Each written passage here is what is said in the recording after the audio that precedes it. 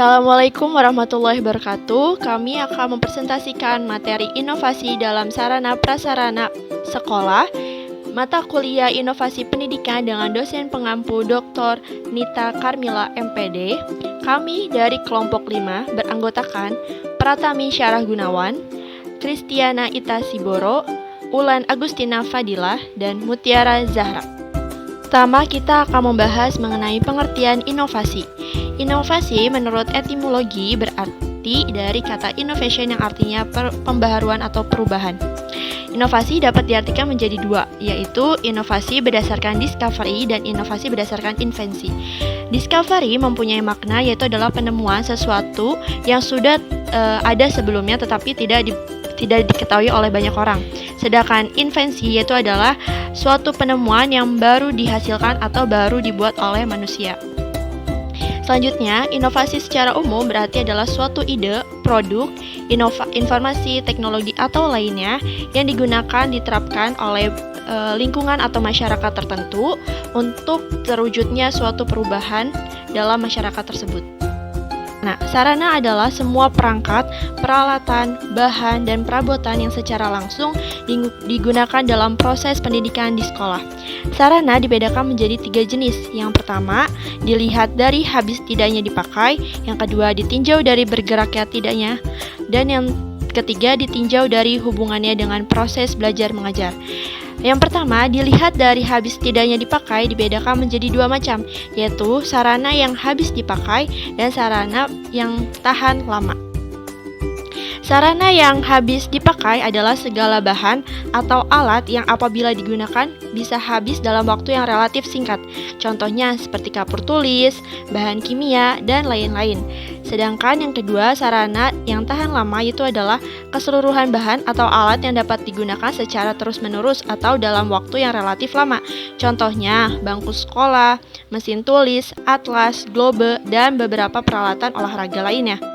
Jenis sarana yang kedua yaitu ditinjau dari bergerak tidaknya pada saat digunakan. Ada 2 macam sarana pendidikan. Yang pertama, sarana pendidikan bergerak dan sarana pendidikan yang tidak bergerak. Contoh dari sarana pendidikan yang bergerak adalah almari sekolah, bangku sekolah, dan sebagainya. Contoh dari sarana pendidikan yang tidak bergerak yaitu saluran air dari perusahaan daerah air minum atau PDAM. Sarana yang ketiga ditinjau dari hubungannya dengan proses belajar mengajar. Sarana pendidikan dibedakan menjadi 3 macam bila ditinjau dari hubungannya dengan proses belajar mengajar. Yang pertama ada alat pelajaran. Alat pelajaran adalah alat yang digunakan secara langsung dalam proses belajar mengajar, misalnya buku, alat peraga, alat tulis, dan alat praktik. Yang kedua ada alat peraga.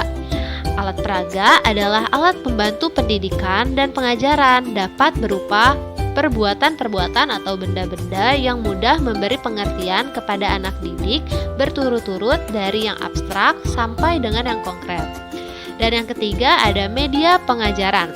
Media pengajaran merupakan sarana pendidikan yang digunakan sebagai perantara dalam proses belajar mengajar agar lebih mempertinggi efektivitas dan efisiensi dalam mencapai tujuan pendidikan.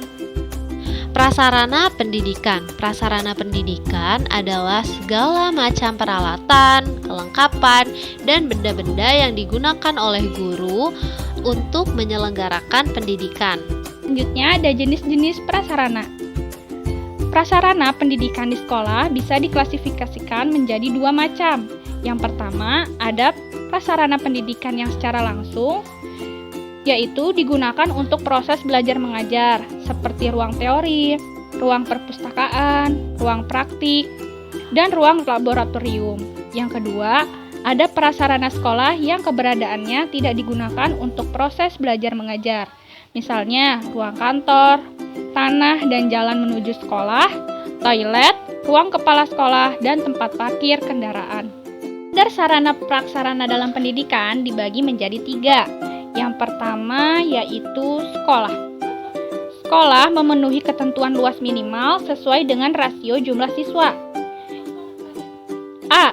Sekolah berada di lokasi yang sesuai dengan peruntukan, memiliki status hak kepemilikan tanah, izin pemanfaatan dari pemegang hak atas tanah, dan izin mendirikan bangunan. B. Sekolah memiliki sanitasi di dalam dan di luar bangunan yang dapat memenuhi kebutuhan air bersih, saluran air kotor atau air limbah, tempat sampah, saluran air hujan, dan lain-lain. Sekolah melakukan pemeliharaan secara berkala, baik pemeliharaan ringan maupun berat terhadap bangunan sekolah. Dan yang terakhir, sekolah memiliki buku teks pelajaran yang telah ditetapkan dengan Permendiknas. 2. Lahan sekolah. Yang A. Memenuhi ketentuan luas minimal jumlah siswa. B. Lahan sekolah berada di lokasi yang aman, terhindar dari potensi bahaya yang mengancam kesehatan, keselamatan jiwa, dan memiliki akses untuk penyelamatan dalam keadaan darurat. C. Lahan sekolah berada di lokasi yang terhindar dari gangguan pencemaran air, pencemaran udara, pencemaran tanah, dan kebisingan. 3. Bangunan sekolah. A. Lantai sekolah memenuhi ketentuan luas minimal sesuai dengan rasio jumlah siswa dan lantai gedung.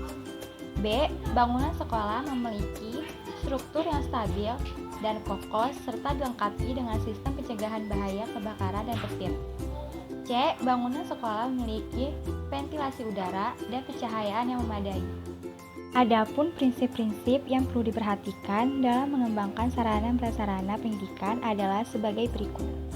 Yang pertama, relevans, artinya bahwa sarana dan prasarana pendidikan harus berkesesuaian dengan kebutuhan dalam penyelenggaraan pendidikan. Yang kedua, manageable, artinya bahwa sarana dan prasarana pendidikan merupakan bagian dalam pengembangan fungsi-fungsi manajemen kelembagaan. Yang ketiga, sustainable, artinya bahwa inovasi sarana dan prasarana pendidikan harus dapat dilihat dari keberlanjutan program. Yang keempat, efisiensi, artinya bahwa inovasi sarana dan prasarana pendidikan harus memperhatikan unsur efisiensi dalam program kelembagaan.